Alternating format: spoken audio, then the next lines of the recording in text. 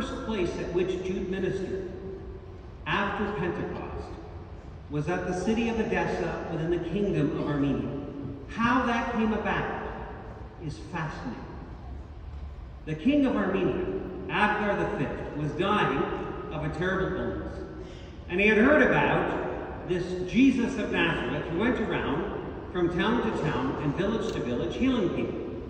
And evidently, he was the real thing, because news of his healing abilities had reached Abgar all the way in Armenia. Armenia is nowhere near Israel. It is across the Asian peninsula. So Abgar sent 2 spies to go and observe the Lord, to see whether he was the real thing. And the spies returned saying to the king, "We followed this guy. He's the real thing. He really heals people." One of the 2 spies was an artist, and he sketched an image of the Lord's face and presented it to the king, saying, "This is what the guy looks like." So Abgar wrote the Lord a letter, and he sent an envoy to hand deliver to him. And his letter stated this: "I hear you are a healer. Please, if you are able, come to me and set me free from this terrible illness that is taking my life." And the Lord actually wrote him a response. And this is a big deal, because it is the only time that Jesus Christ left behind a piece of writing. And in his reply to Abgar, the Lord states, "I must fulfill the work of the one who sent me. But after I have returned to him, I will send someone to do what you ask of me in my name." Baba is the one whom he sent.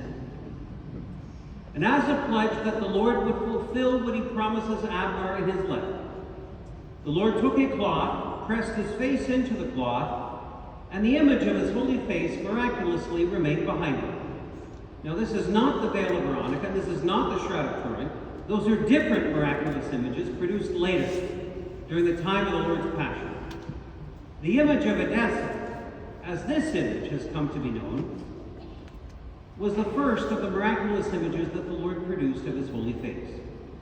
And it was reverenced immensely in the ancient world.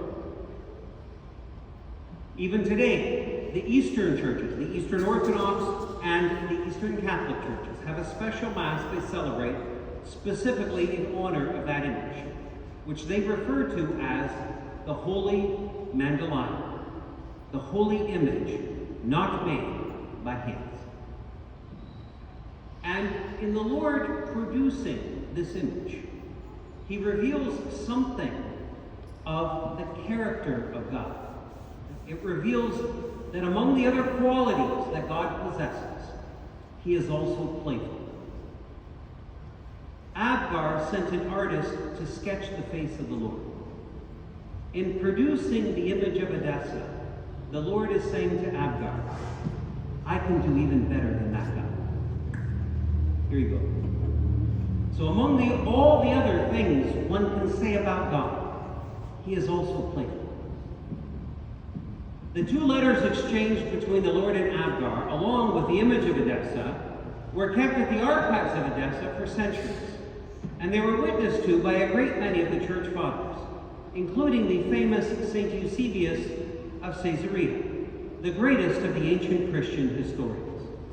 Most of our knowledge of the ancient church, the primitive Christian church, we obtain from Eusebius. And no one in the ancient world doubted the authenticity of the letters or of the image. Unfortunately, none of the 3 exist any longer. All 3 were kept at France and were destroyed by the revolutionaries during the French Revolution. We possess the text of the letters because the text was copied over many times. We no longer possess the actual letters nor the image of Edessa. Regardless, all records state that when Jude entered into Armenia and walked into the city of Edessa and was led into the chamber where Abgar the king was lying on his back dying, light was emanating from Jude's flesh. And he walked up to the king and placed his right arm on him, this arm, and Abgar was healed instantly, and immediately converted to the Christian faith. The records state that Jude remained behind in Armenia for a period of time and healed a great many of the cities of the nation's sick.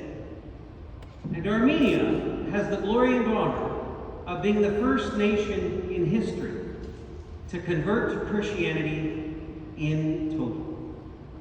For this reason, when you visit when you visit Jerusalem today, Jerusalem is not in Armenia, it is in Israel. But it is divided into 4 quarters. There's the Jewish quarter, the Muslim quarter, the generic Christian quarter, and the Armenian Christian quarter.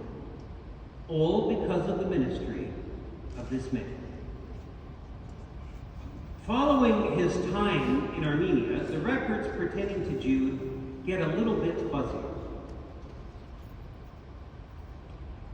We know that he ministered in ancient Mesopotamia, modern-day Iraq. We know he ministered in ancient Persia, modern-day Iran.